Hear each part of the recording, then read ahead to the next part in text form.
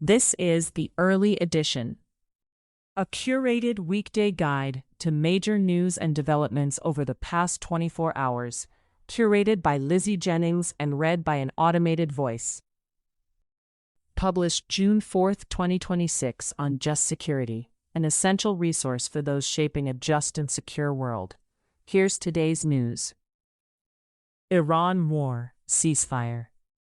President Trump privately told aides he would consider ending the ceasefire with Iran if Tehran kills U.S. troops, U.S. officials said, insisting that the ceasefire remains intact.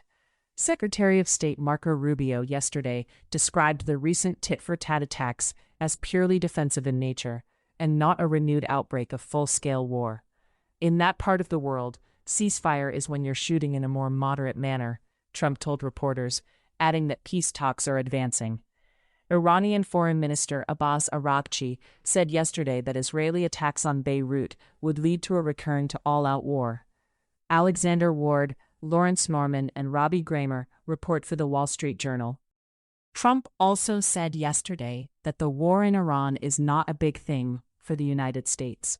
He reiterated that the conflict was going better than expected, maintaining that he was very proud of what he called a detour to Iran. Trump went on to claim that costs were coming down for consumers and cited great financial people who he said had assured him that because 401ks were rising, everybody's making a lot of money. Erica L. Green reports for the New York Times. Iran war, Lebanon operations. Israel and Lebanon yesterday agreed to implement a full ceasefire, contingent on Hezbollah halting attacks and withdrawing its operatives from the area south of the Litani River, according to a joint statement from the United States, Israel, and Lebanon.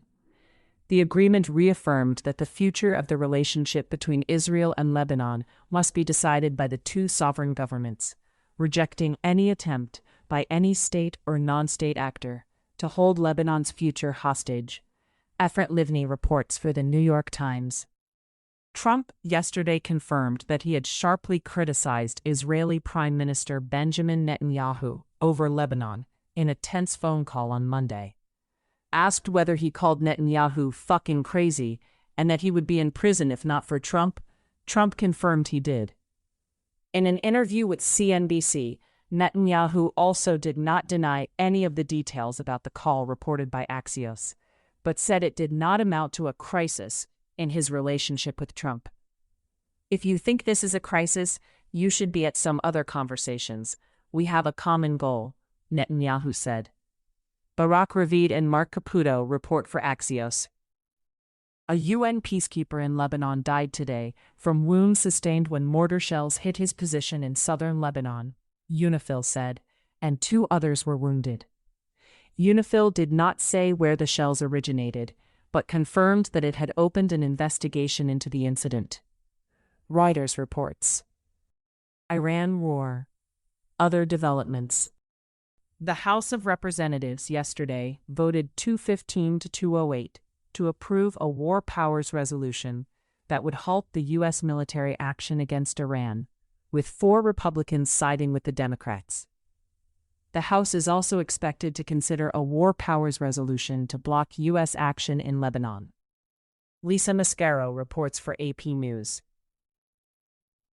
Israel-Hamas war. Israeli airstrikes today killed at least 9 Palestinians, including 5 members of the same family, in separate attacks in Gaza, health officials said. Medics said Israeli planes launched strikes on 4 apartments before dawn. A video circulated on Palestinian social media, which Reuters could not immediately verify, showed people going into one apartment with blankets to recover bodies. Nidal al-Maghrabi reports for Reuters.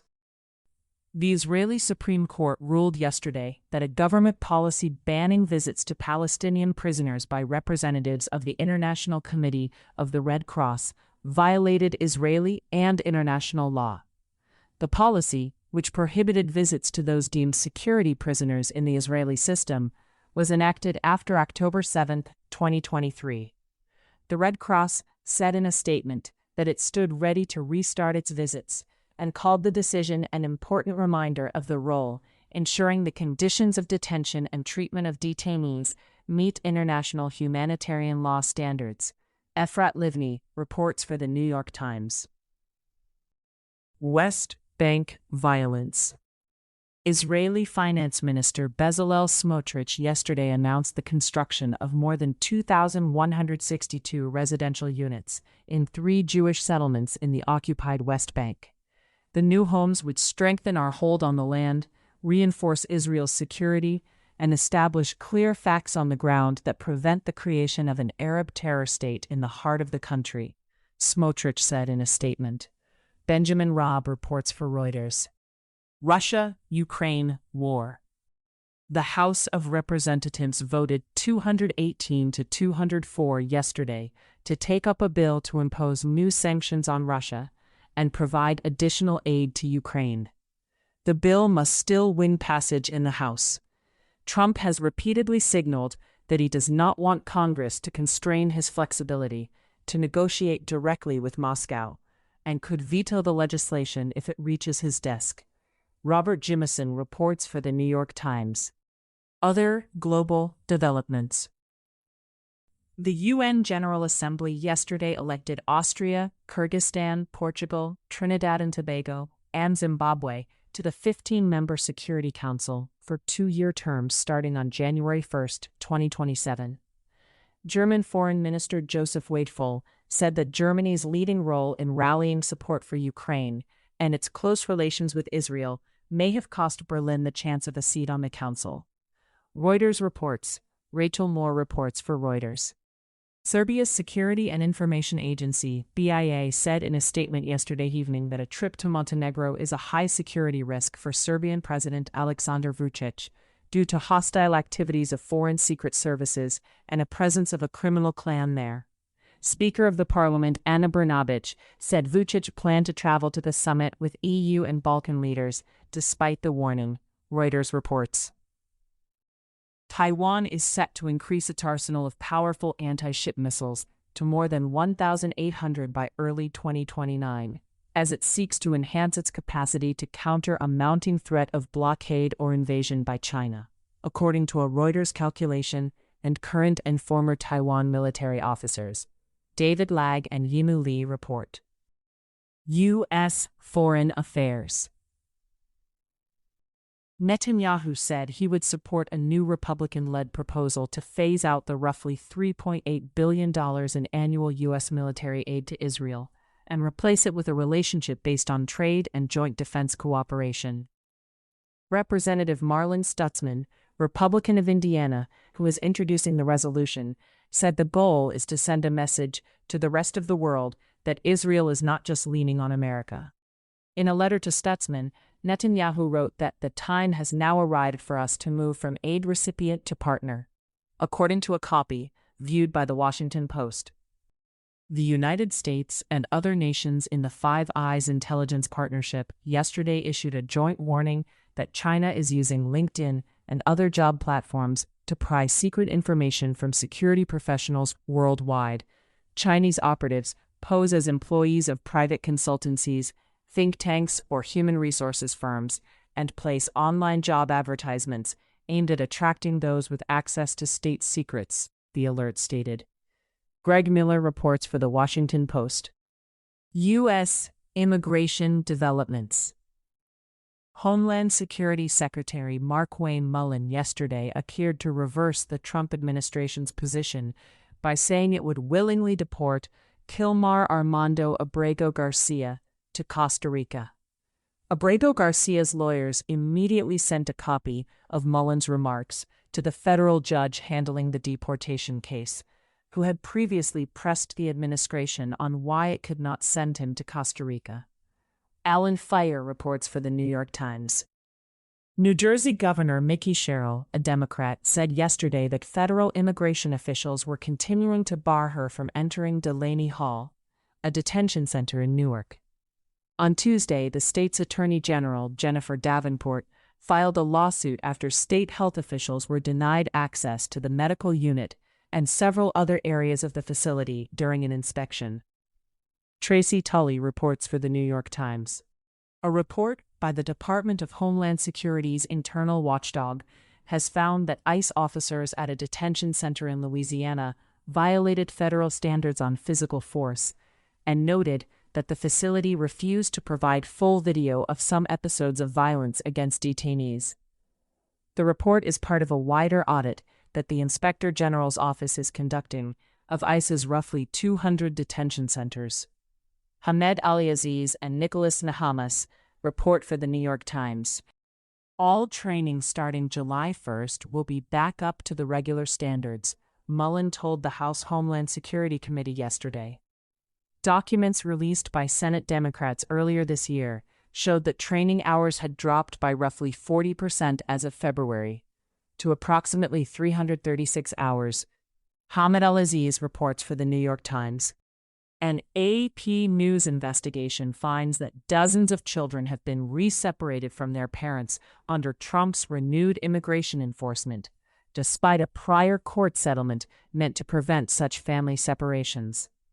Garance Burke and Sonia Perez D. report. U.S. Domestic developments. Several Republican senators said yesterday that they would not support Bill Pulte if Trump nominated him to serve as Director of National Intelligence permanently. Senator Mitch McConnell, Republican of Kentucky, said the law that created the job required nominees with extensive national security experience. Senator Thom Tillis, Republican of North Carolina, likewise said he would not support Pulte's nomination. Jonathan Landay, Patricia Zengerle, and Aaron Banco report for Reuters. Voters in Monterey Park, California, yesterday overwhelmingly approved a ballot measure permanently banning data centers, with about 86% support, making it likely the first U.S. city to do so. Billy Witz reports for the New York Times. Tech developments. In a new policy paper, OpenAI has proposed mandatory government-led safety evaluations for advanced AI models, overseen by the Commerce Department's Center for AI Standards and Innovation, CASI, which differs from the White House's new voluntary framework led by the National Security Agency. Brendan Borderlawn reports for Politico. Top AI executives, including OpenAI's Sam Altman and Anthropic's Dario Amodei, have urged Congress to require companies selling synthetic DNA and RNA to screen orders and verify customers, arguing that increasingly powerful AI could lower the barriers to creating dangerous biological weapons. Amrith Ramkumar reports for The Wall Street Journal. Google released a set of guidelines yesterday that it says should become the industry standard on data center water consumption.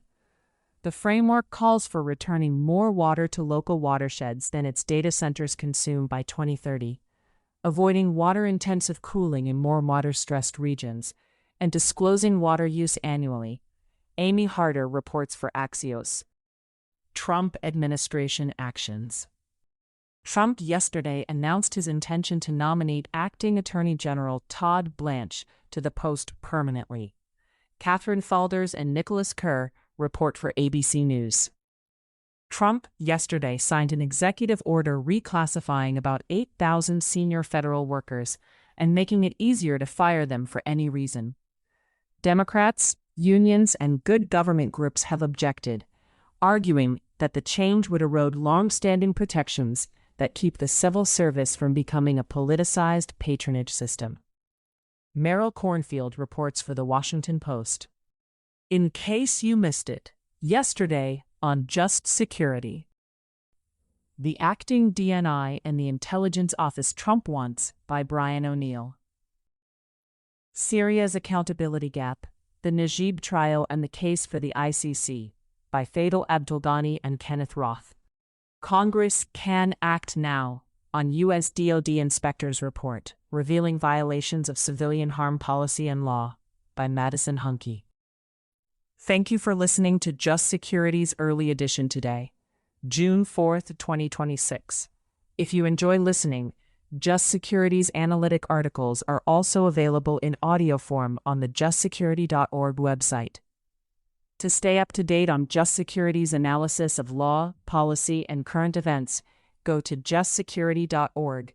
Subscribe to Just Security on Substack and follow us on LinkedIn, Blue Sky, Facebook, Instagram, and Threads.